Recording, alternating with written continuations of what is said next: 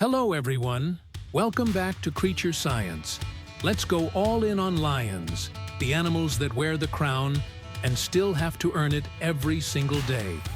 We are going past the poster shots and into real lives, where they live, what they eat, how they hunt, how they raise families, and how they keep a grip on land that other predators and rival lions want just as badly.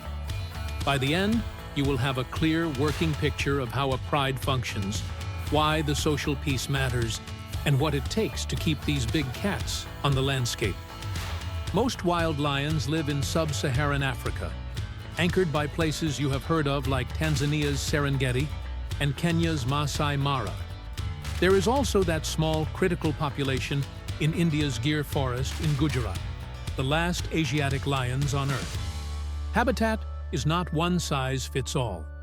Lions use open grassland, rolling savanna, scrub, and light woodland, and they do best where grass and shrubs give cover to stalk, and where there is shade to ride out the brutal midday heat. They can work from sea level all the way up around 13,000 feet in highlands, like Ethiopia's Bale Mountains.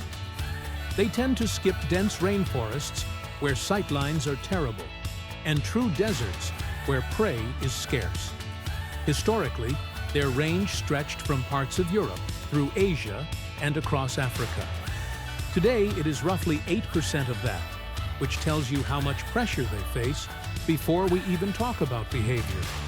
A big male runs between 330 and 420 pounds on average, with rare outliers pushing 550. Females, the lionesses, are built lighter and faster at 260 to 400.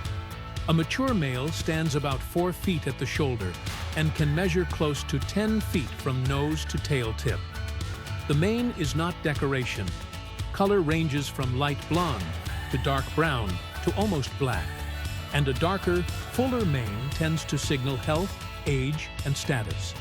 It protects the neck in fights and broadcasts dominance to rivals and interest to females, but it is also a heat sink, which is why heavy-maned males pant more and park themselves in shade longer on hot days. Lionesses carry the sleek, muscular frame tuned for ground-level work, stalking, sprinting, grappling. Coat color runs tawny to sandy and melts into dry grass.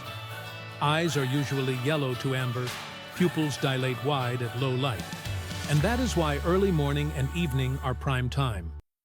Lions are obligate carnivores. They eat meat and only meat. Across their range, the menu shifts with geography. In East Africa, it is a lot of wildebeest and zebra. In southern regions, buffalo and a mix of antelope. In India, chital and other local ungulates. An adult averages around 11 to 15 pounds of meat a day over time, but the pattern is feast and famine. After a good kill, a male can down more than 15 kilograms in one sitting, and then crash for a couple of days while the system digests the haul.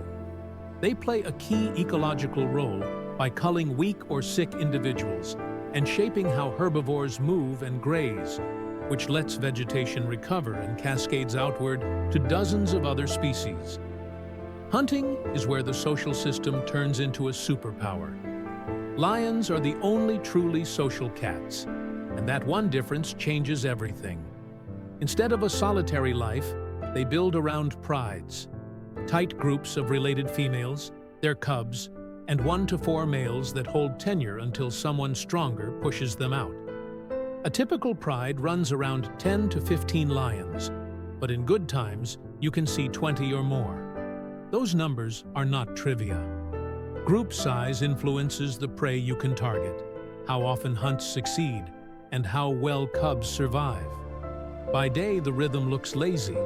Lions will sleep and lounge up to 20 hours, conserving energy and trading grooming and nuzzles that keep bonds tight. But when the heat drops, all that social glue turns into coordination. A cluster of 4 or 5 lionesses melts into grass at twilight. Whiskers pick up tiny eddies of air. Ears tilt and lock. One lioness takes lead and crawls on a line toward a herd of impala, while the others arc wide to block escape routes. The math is simple. Get within about 100 feet before anyone breaks cover. A lion can hit 50 miles per hour in a short burst, but will gas out if the sprint stretches too long. The clean finish is a throat clamp or a suffocating hold that ends the chase quickly. When prey is small, one lioness might be enough. When the target is a buffalo or, rarely, a giraffe or a young elephant that can weigh up to 2,000 pounds, the whole team piles in, grabbing, tripping, and using body weight to bring the animal down. Even then, only about 1 in 4 hunts pays off. Failure is common, which is why patience and teamwork are not optional. Where are the males in all this? Not on the couch. They will join on heavy jobs when mass matters, and when a carcass hits the ground, they usually take the first seat at the table. But their main job is security. Territory does not hold itself. A coalition of males, often brothers, works like a unit to defend the pride's land and breeding rights. A roar carries out across the night like an audio fence line, often heard up to 8 kilometers away, telling any newcomers that the real fence here has teeth. When roaring fails, fights decide the map. Takeovers are brutal, and they reshape the pride fast. New males will often kill cubs sired by the previous leaders to bring females back into estrus and stamp their genes on the next generation before they, too, are challenged. It is harsh, but it is how lion society resets. A pride's family structure is the other half of the strength. Females are usually sisters, mothers, daughters, cousins, and they tend to stay for life. That continuity keeps hunting teams stable and cub rearing consistent. Males are the rolling piece. A dominant male or a brother team can hold for 2 to 4 years if they are lucky. And then younger or tougher lions push in and everything changes again. Cubs arrive after a gestation of about 110 days, usually 2 to 6 at a time, each around 3 pounds and blind at birth. For the first weeks, the mother hides them in thick cover or rock cracks and nurses them around the clock. The communal side shows here. Other females will babysit or even nurse cubs that are not theirs. By 6 to 7 months, cubs are weaned and trailing hunting parties to learn by watching. Around 2 years old, they start contributing for real. Young males usually get pushed out at 2 to 3 years and go nomad together, building muscle and confidence for their shot at a pride. If you want a single scene that sums up why this system works, follow a mother with 3 6-month-olds. She leads them out at safe distance from a small antelope, drops into a slow stalk, and lets them try to copy her. They mess it up, tumble into each other, and blow the approach. She does not rush them. She just resets and lets them try again. That repetition writes skills into muscle and mind, so when the stakes rise, the body knows what to do.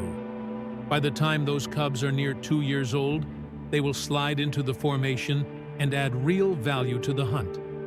Communication keeps everything stitched together. Roars define space and deter rivals. At close range, you hear a whole vocabulary. Grunts, moans, growls, and soft huffs that handle greetings, warnings, or low-level corrections. A rolling contact call brings scattered pride members back into visual range. Body language fills gaps, tail twitches, head rubs, and brief nips that fine-tune distance and permission. Grooming is not just cleanliness, it is a contract, and every shared session tightens the team for what comes next. The neighborhood is not gentle. Hyenas are the constant pressure. A big clan can swarm a small hunting party and steal a carcass, or harass a pride into giving ground it would rather hold. Those clashes go both ways, with injuries and deaths on both teams over time. Scavenging birds shadow any action, waiting for scraps or for the chance to strip a carcass clean. Cubs are fragile. A leopard will take a small cub if it can. Wild dogs, crocodiles near water, even large eagles can turn an opportunity into a tragedy. Drought amplifies risk by shrinking prey herds and concentrating animals around water where ambush and conflict spike. Disease rides the edges. Canine distemper carried by domestic dogs has hammered lions before, and without vaccinations in surrounding communities, it can ripple back through prides quickly. Territory size is elastic. In prey-rich areas, a pride might hold roughly 15 square miles. In leaner country, they can patrol as much as 150. They mark with scent and scratches and run roaring patrols at dawn and dusk. Neighbors listen and try to avoid head-on collisions, but boundaries are living things. When lines blur, fights sort it out, and the losers slide into poorer hunting where cub survival drops. Their recovery under strict protection shows what focused law and community buy-in can do when you give lions space and time. The long view matters. A century ago, Africa may have held more than 200,000 lions. Today, most estimates fall below 20,000 in the wild, with some rounding up toward 25,000 depending on how you count small, isolated pockets. The reasons are not mysterious. Habitat gets converted to fields and towns, prey gets poached. When lions take livestock, people retaliate hard because those animals are savings accounts on four legs. Even inside parks, snaring, disease, and encroachment leak in around the edges. That is the hard slope. The hopeful slope runs the other way, where protection is real. Serengeti and Kruger hold robust populations because habitat is intact, prey is abundant, and guards and laws have teeth. In India, deer numbers have climbed under strict rules and active management. Across southern and eastern Africa, reintroductions are rebuilding prides in reserves where lions were wiped out decades ago. Every place that succeeds shows the same pattern: secure habitat, connected corridors, and communities that see living lions as worth more than dead ones. Zoom back into the field for a minute, and the biology lines up with the behavior. Whiskers are not decoration. They read air movement and help a lion slide through thorn and grass without snapping a twig. The big carnassial teeth act like scissors to shear meat. That sandpaper tongue rasps flesh off bone efficiently. A roar is shaped by a specialized larynx and a square vocal fold that lets a lion produce that deep, carrying sound at relatively low lung pressure. Even the way they cool down is part of the design.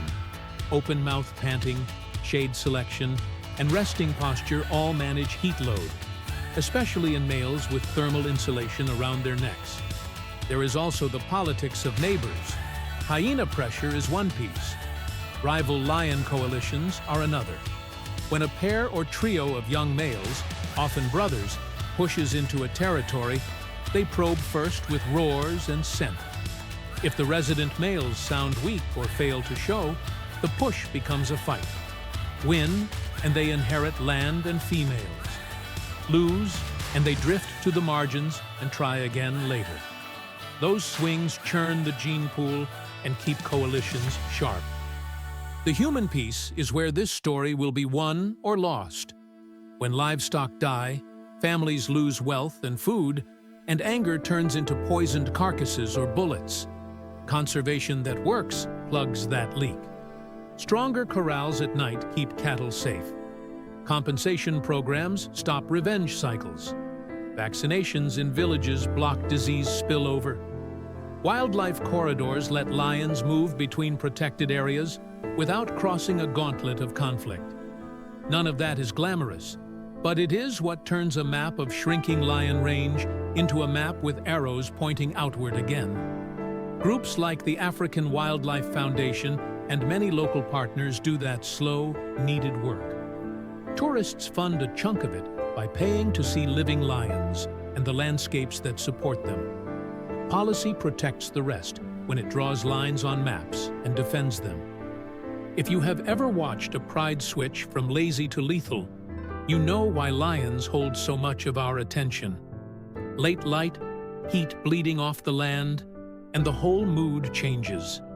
Heads rise, ears angle forward. A female stands, stretches, and the muscles under that coat look like cables. Cubs get nudged into a safe knot under an ant's eye. Males pace to a vantage line and rumble a warning toward the horizon. Out on the plain, hooves twitch, a tail swishes, and that is enough. The team drops into formation, slips forward, and the next minute decides whether bellies go full or stay tight. That mix of patience, power, and precision is what the crown really means. So if you strip away the slogans, you get this. Lions are social strategists, built on family ties. The pride is a machine that hunts together, raises young together, defends land together, and survives together. The machine only runs where there is room to run, where prey still flows across grass, and where people living with lions have reasons to keep them around. Give them that, and the roar keeps rolling across the night, not as a museum piece, but as a living signal that a landscape is still working. That is our deep dive into lions, where they live, how they eat, how they organize, and what it will take to keep them in the wild. Thanks for watching.